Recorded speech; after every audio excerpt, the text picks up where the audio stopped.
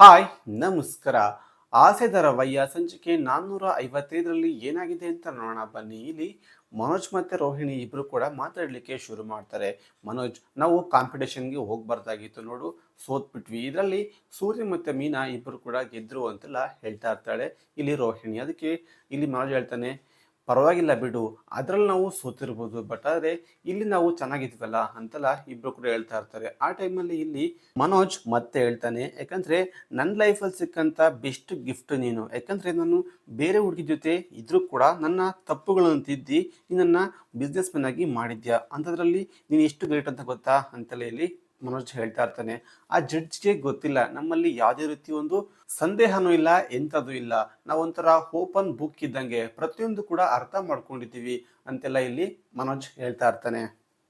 ಇಲ್ಲಿ ಶ್ರುತಿ ಮತ್ತೆ ರವಿ ಇಬ್ರು ಕೂಡ ಮಲಗಿರ್ತಾರೆ. ಆ ಟೈಮಲ್ಲಿ ರವಿ ಹೇಳ್ತಾನೆ, ನಾವು ಆ ಕಾಂಪಿಟೇಷನ್ಗೆ ಹೋಗ್ಲೇಬಾರ್ದಾಗಿತ್ತು ಅಂತೆಲ್ಲ ಹೇಳ್ತಾ ಇರ್ತಾನೆ. ಅದಕ್ಕೆ ಶ್ರುತಿ ಹೇಳ್ತಾಳೆ, ಯಾಕೆ ಗೆಲ್ಲಿಕ್ಕಾಗಲಿಲ್ಲ ಅದಕ್ಕೋಸ್ಕರ ಈ ಮಾತು ಹೇಳ್ತೀಯಾ ಅಂತೆಲ್ಲ ಇಲ್ಲಿ ಹೇಳ್ತಾ ಇರ್ತಾಳೆ.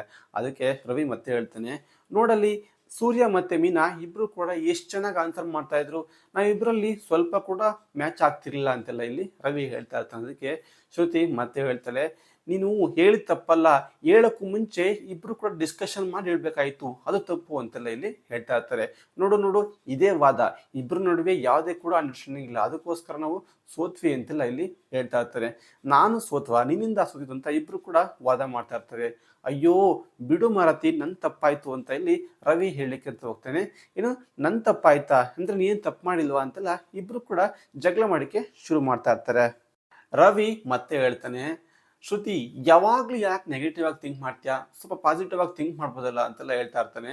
ಯಾಕೆ ನಾನು ಯಾವಾಗಲೂ ತಪ್ಪು ಹುಡುಕ್ತಾ ಇರ್ತೀನ, ತಪ್ಪು ನಂದೇ ಬಿಡು ಅಂತೆಲ್ಲ ಶ್ರುತಿ ಹೇಳಲಿಕ್ಕೆ ಶುರು ಮಾಡ್ತಾನೆ.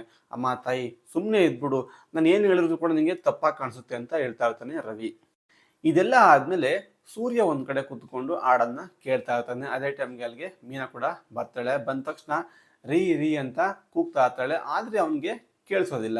ಏನ್ರಿ ನಾನು ಅಷ್ಟು ಕೂಗ್ತಾ ಇದ್ದೀನಿ, ಸ್ವಲ್ಪ ಕೂಡ ಕೇಳಿಸ್ತಾ ಇಲ್ವಾ ಅಂತೆಲ್ಲ ಇಲ್ಲಿ ಕೇಳ್ತಾ ಇರ್ತಾಳೆ. ಹಾಡು ಅಷ್ಟು ಚೆನ್ನಾಗಿದ್ಯಾ ಅಂತೆಲ್ಲ ಕೇಳ್ತಾಳೆ. ಅದಕ್ಕೆ ಹಾಡು ಚೆನ್ನಾಗಿಲ್ಲ, ಅಲ್ಲಿರ್ತಕ್ಕಂಥ ಅರ್ಥಗಳು ತುಂಬಾ ಚೆನ್ನಾಗಿದೆ. ಯಾಕಂದ್ರೆ ಈ ಮನೋಜ ಅಂತರು ಬೇರನ್ನ ತುಳಿದ್ಬಿಟ್ಟು ಬೆಳಿತಾರೆ, ಅಂಥವ್ರ ಬಗ್ಗೆ ಈ ಒಂದು ಹಾಡು ತುಂಬಾ ಚೆನ್ನಾಗಿದೆ, ನೀವು ಬರ್ದ್ರ ಅಂತೆಲ್ಲ ಇಲ್ಲಿ ಕೇಳ್ತಾ ಇರ್ತಾರೆ.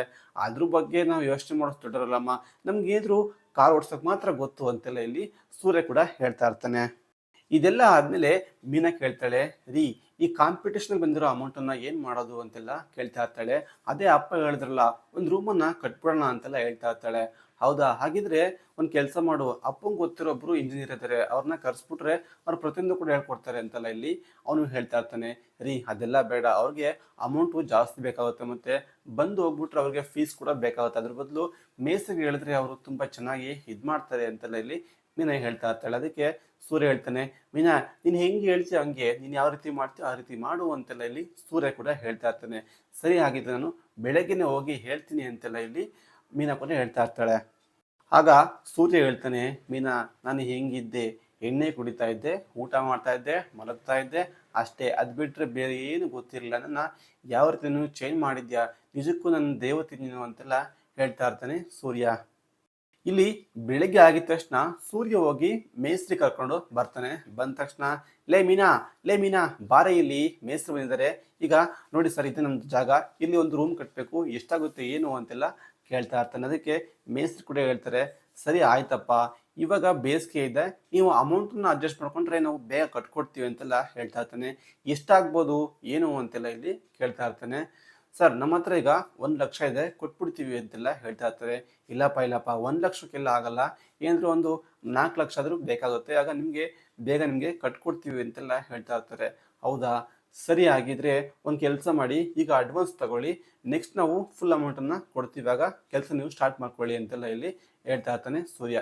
ಸರಿಯಪ್ಪ, ಹಾಗಿದ್ರೆ ನಾನು ಬರ್ತೀನಿ, ನೀವು ಫೋನ್ ಮಾಡಿ, ಆ ಟೈಮಲ್ಲಿ ಬಂದ್ಬಿಟ್ಟು ನಾನು ಎಲ್ಲ ಮಾಡ್ಕೊಡ್ತೀನಿ ಅಂತೆಲ್ಲ ಇಲ್ಲಿ ಮೇಸ್ತ್ರಿ ಹೇಳಿ ಅಲ್ಲಿ ಹೊರಟೋಗ್ತಾರೆ. ಮೀನಾ ಮತ್ತೆ ಸೂರ್ಯ ಇಬ್ರು ಕೂಡ ಒಂದು ಯೋಚನೆ ಬರುತ್ತೆ. ಏನಪ್ಪಾ ಅಂದ್ರೆ, ಈಗ ಅಮೌಂಟ್ ಕಡಿಮೆ ಇದೆ, ಏನ್ ಮಾಡೋದು ಅಂತ ಯೋಚನೆ ಮಾಡ್ಲಿಕ್ಕೆ ಶುರು ಮಾಡ್ತಾರೆ. ಆ ಟೈಮಲ್ಲಿ ಮೀನಾ ಹೇಳ್ತಾಳೆ, ರೀ ಅದ್ರ ಬಗ್ಗೆ ನೀವು ತಲೆ ಕೆಡಿಸ್ಕೋಬೇಡಿ, ನಾನು ಹೆಂಗೋ ವ್ಯವಸ್ಥೆ ಮಾಡ್ತೀನಿ ಅಂತ ಹೇಳಿ ಅಲ್ಲಿಂದ ಇಬ್ರು ಕೂಡ ಮನೆ ಒಳಗೆ ಹೊರಟೋಗ್ತಾರೆ. ಇಲ್ಲಿ ಮನೆಯಲ್ಲಿ ಸೂರ್ಯ ಅವ್ರ ಅಪ್ಪನ್ಗೆ ಒಂದು ಕಾಂಪಿಟೇಷನ್ ವಿಡಿಯೋ ತೋರಿಸ್ತಾ ಇರ್ತಾನೆ, ನೋಡಪ್ಪ ಯಾವ ರೀತಿ ಇತ್ತು ಅಂತೆಲ್ಲ ತೋರಿಸ್ತಾ ಇರ್ತಾನೆ. ಅದೇ ಟೈಮ್ಗೆ ಅಲ್ಲಿಗೆ ಮನೋಜ್ ಕೂಡ ಬರ್ತಾನೆ. ಬಂದ ತಕ್ಷಣ ರೋಹಿಣಿ ರೋಹಿಣಿ ಅಂತ ಜೋರಾಗಿ ಕೂಗ್ತಾ ಇರ್ತಾನೆ. ಏನೋ ಅದು ಹಂಗ್ ಕೂಗ್ತೀಯಾ ಅಂತೆಲ್ಲ ಹೇಳ್ತಾ ಇರ್ತಾನೆ. ಒಂದು ಸರ್ಪ್ರೈಸ್ ಇದೆಯಪ್ಪ ಅಂತೆಲ್ಲ ಹೇಳ್ತಾ ಇರ್ತಾನೆ. ಸರ್ಪ್ರೈಸಾ ಏನದು ಅಂತ ಅವನು ಕೂಡ ಕೇಳ್ತಾನೆ. ರೋಹಿಣಿ ಬರ್ಲಿ ತೋರಿಸ್ತೀನಿ ಅಂತೆಲ್ಲ ಹೇಳ್ತಾ ಇರ್ತಾನೆ. ನಾನೀಗ ಬಿಸ್ನೆಸ್ ಮ್ಯಾನಿಂದ ಬಿನಿಯರ್ ಆಗ್ತಾ ಇದ್ದೀನಿ ಅಂತೆಲ್ಲ ಹೇಳ್ತಾ ಇರ್ತಾನೆ ಮನೋಜ್ ಕೂಡ. ರೋಹಿಣಿ ಬಂದ ತಕ್ಷಣ ಕೇಳ್ತಾಳೆ, ಏನ್ರಿ ಇದು ಸರ್ಪ್ರೈಸು ಅಂತೆಲ್ಲ ಕೇಳ್ತಾ ಇರ್ತಾಳೆ. ಒಂದು ಕೆಲಸ ಮಾಡು, ಈ ಒಂದು ಚಿಕ್ಕ ಬ್ಯಾಗ್ ಅಂತ ತೆಗೆದು ನೋಡು, ಗೊತ್ತಾಗುತ್ತೆ ಅಂತ ಮನೋಜ್ ಕೂಡ ಹೇಳ್ತಾನೆ. ತೆಗೆದು ನೋಡ್ದಾಗ ಅದರಲ್ಲಿ ಒಂದು ಚಿನ್ನದ ಸರ ಇರ್ತದೆ. ಅದು ನೋಡಿದ ತಕ್ಷಣ ಅವಳಿಗೆ ಶಾಕ್ ಕೂಡ ಆಗುತ್ತೆ. ಏನ್ರಿ ಇದು, ಯಾವಾಗ ಮಾಡಿಸಿದ್ದು, ಏನು ಅಂತೆಲ್ಲ ಕೇಳ್ತಾ ಇರ್ತಾಳೆ. ಹೌದು ಕಣೆ, ಇದೆಲ್ಲ ಆಗಿದ್ದು ನಿನ್ನಿಂದ, ಅದಕ್ಕೋಸ್ಕರ ನಿನಗೋಸ್ಕರ ಈ ಒಂದು ಚಿನ್ನದ ಸರ ಅಂತೆಲ್ಲ ಹೇಳ್ತಾ ಇರ್ತಾಳೆ. ಆಗ ಪ್ರತಿಯೊಬ್ಬರು ಕೂಡ ಶಾಕ್ ಆಗುತ್ತೆ. ಹೌದಾ, ಸರಿ, ಓಕೆ, ಈಗ ನಿನ್ನ ಹೆಂಡತಿಗೆ ಕೊಡಿಸ್ದೆ, ಅಮ್ಮಂಗೆ ಏನು ಕೊಡಿದ್ಯಾ ಅಂತೆಲ್ಲ ಇಲ್ಲಿ ಕೇಳ್ತಾ ಇರ್ತಾನೆ ಸೂರ್ಯ. ಹೌದು, ಅಮ್ಮಂಗೋಸ್ಕರನೂ ಇದೆ, ಏನು ಗೊತ್ತಾ, ರೇಷ್ಮೆ ಸೀರೆ ನೋಡಿಲಿ ಅಂತೆಲ್ಲ ಅವನು ಕೂಡ ಕೊಡ್ತಾನೆ. ಇದೆಷ್ಟಿರ್ಬೋದು ಅಂತ ಅವರಮ್ಮ ಹೇಳ್ತಾಳೆ. ಆಗ ಅಮ್ಮ ನೀನು ಹೇಳಿ ನೋಡ ಅಂತಂದಾಗ 15,000 ಅಂತೆಲ್ಲ ಅವಳು ಹೇಳ್ತಾಳೆ. ಆಗ ಹೌದಾ ಅಂತೆಲ್ಲ ಇಬ್ರು ಕೂಡ ತುಂಬ ಶಾಕಲ್ಲಿ ನಿಂತ್ಕೊಂಡು ಅವರ ಅಪ್ಪ ಕೂಡ ನಿಂತ್ಕೊಂಡು ನೋಡ್ತಾ ಇರ್ತಾರೆ. ಸರಿ, ಓಕೆ, ಅಮ್ಮಂಗೇನ ಕೊಟ್ಟೆ, ಅಪ್ಪಂಗೆ ಏನು ನಿಜ ಅಂತ ಕೇಳಿದಾಗ ನಾನು ಅಷ್ಟೊಂದು ದಡ್ಡ ಅಲ್ಲ, ಅಮ್ಮಂಗೊಂದು ಅಪ್ಪಂಗೊಂದು ಮಾಡ್ಲಿಕ್ಕೆ ಹೋಗೋದಿಲ್ಲ, ಅಪ್ಪಾಜಿ ಕೂಡ ಒಂದು ಗಿಫ್ಟ್ ಇದೆ ಅಂತೆಲ್ಲ ತೋರಿಸ್ತಾನೆ ವಾಚನ್ನ. ಓ, ಅಮ್ಮಂಗೆ ಮಾತ್ರ 15,000 ರೂಪಾಯಿದು, ಮತ್ತೆ ಹೆಂಡ್ತಿಗೆ ಮಾತ್ರ ಅಷ್ಟು ದೊಡ್ಡದು, ಅಪ್ಪಾಜಿಗೆ ಮಾತ್ರ 200 ರೂಪಾಯಿ ವಾಚು ಅಂತೆಲ್ಲ ಕೇಳ್ತಾ ಇರ್ತಾನೆ. ಏನು 200 ರೂಪಾಯಿದ, ನೀವೆಲ್ಲ ಆ ರೀತಿನೇ ಯೋಚನೆ ಮಾಡೋದು, ಇದು 50,000 ರೂಪಾಯಿ ವಾಚು ಅಂತೆಲ್ಲ ಹೇಳ್ತಾ ಇರ್ತಾನೆ. ಆದರೆ ಇಲ್ಲಿ ಸೂರ್ಯ ಮತ್ತೆ ಅವನ ಹೆಂಡತಿ ಇಬ್ರು ಕೂಡ ನಿಂತ್ಕೊಂಡು ನೋಡ್ತಾ ಇರ್ತಾರೆ. ವಿಡಿಯೋ ಇಷ್ಟ ಆಗಿದ್ರೆ ಲೈಕ್ ಮಾಡಿ, ಶೇರ್ ಮಾಡಿ, ಸಬ್ಸ್ಕ್ರೈಬ್ ಮಾಡ್ಕೊಳ್ಳಿ. Thank you.